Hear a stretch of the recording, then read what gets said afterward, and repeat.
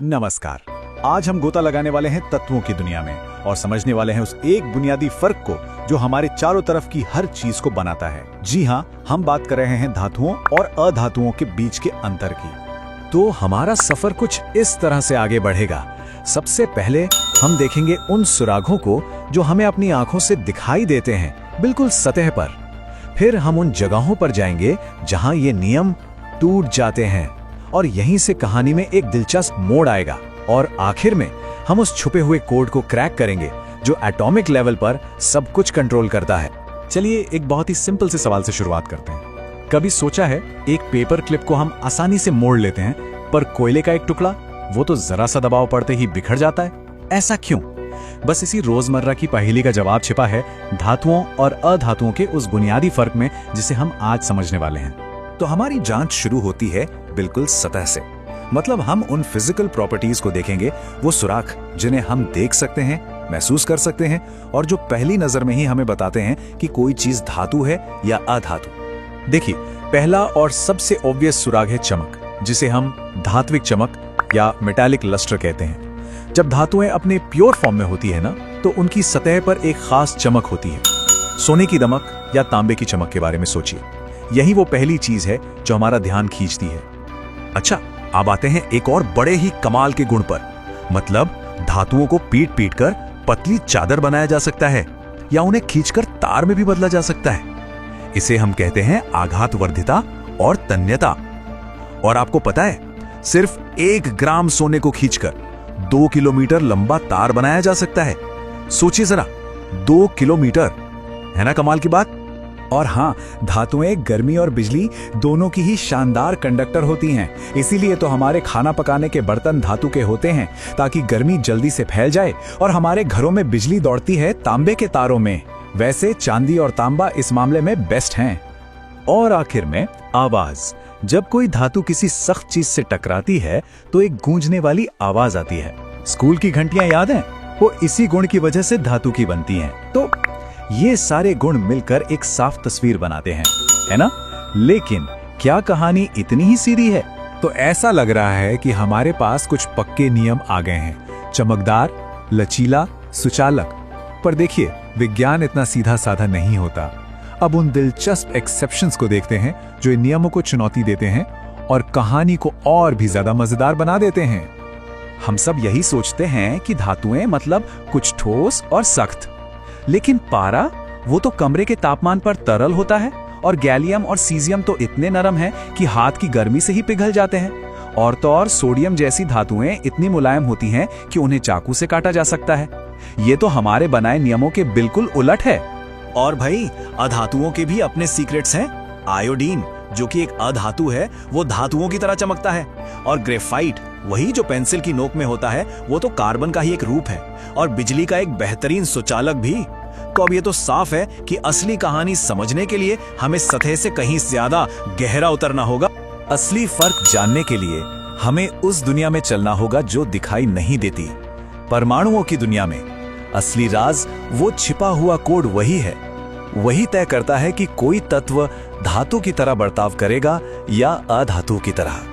हर तत्व के हर रिएक्शन के पीछे असल में एक ही मकसद होता है, स्टेबिलिटी यानी स्थिरता।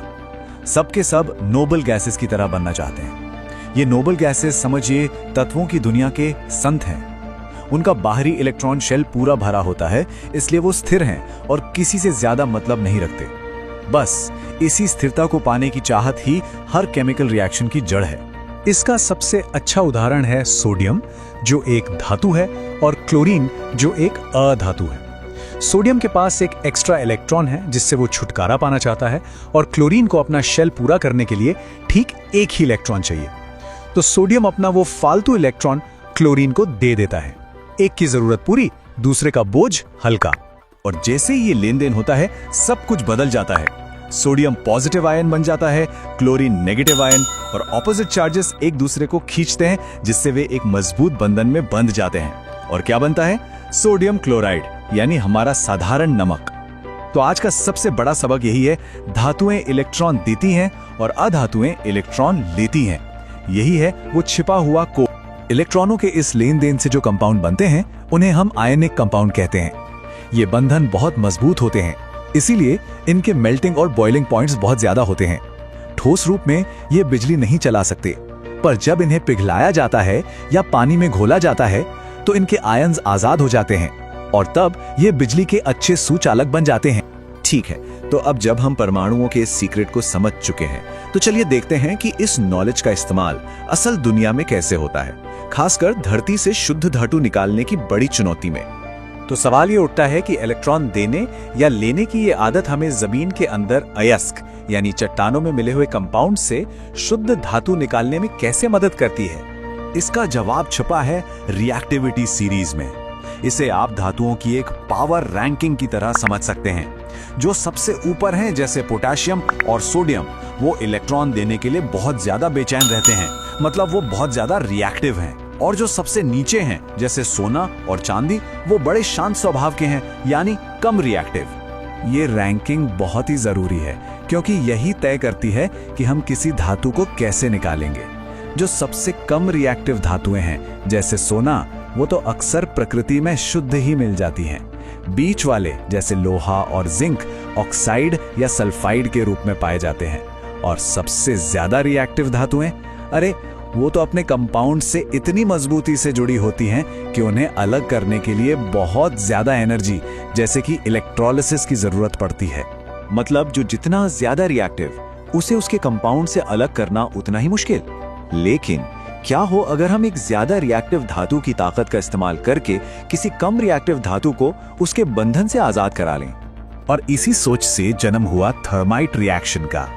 इसमें ज्यादा रिएक्टिव एल्यूमिनियम को आयरन ऑक्साइड के साथ मिलाया जाता है। एल्यूमिनियम को ऑक्सीजन इतनी जबरदस्त तरीके से चाहिए होती है कि वो उसे आयरन से छीन लेता है और इस छीना झपटी में एक जबरदस्त रिएक्शन होता है। इस रिएक्शन में इतनी ज्यादा गर्मी निकलती है कि लोहा पिघल जाता है। और ये सिर्फ एक लैब का एक्सपेरिमेंट नहीं है, इसका इस्तेमाल रेलवे की विशाल पटरियों को वेल्ड करने के लिए किया जाता है। ये एटॉमिक लेवल पर चल रही एक होड़ का एक बहुत ही पावरफुल रियल वर्ल्ड उदाहरण है। तो हमने सतह पर दिखने वाले सुरागों से शुरू करके परमाणुओं के छिपे हुए कोड तक का एक लंबा सफर तय किया। अब हम जानते हैं कि पेपर क्लिप क्यों मुड़ती है और कोयला क्यों बिखर जाता है। ये सारी जानकारी हमें उन चीजों को समझने में मदद करती है जिन्हें हम धरती से निकालते हैं। तो अब असली सवाल ये है, इस गहरी समझ के साथ हम इन कीमती संसाधनों का इस्तेमाल एक बेहतर और टिकाऊ भविष्य बनाने के लिए कैसे कर सकते हैं? ये एक ऐसा सवाल है जिस पर सोचना हम सबके लिए जरूरी है।